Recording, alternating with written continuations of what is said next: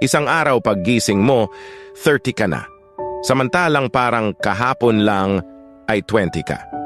At hindi mo masabi paano dumaan ang isang dekada ng ganun-ganun lang. Ang tanging masasabi mo ay parang kailan lang. Pakiramdam mo wala naman nagbago, pero patuloy kang naninibago sa kalagayan mo. Unti-unti mong naiisip ang mga pangaral ng mga magulang mong tugma sa kinaroroonan mo ngayon. Lahat ng kahapon ay aral sa buhay mo. At ang bawat umaga ay panibagong pag-asa. Kaya huwag kalimutang i-enjoy ang buhay habang itinatama mo ang mga bagay kung saan ka sumablay at unti-unting lasapin ang success na meron ka. Dahil bukas, 40 ka na. Parang kailan lang.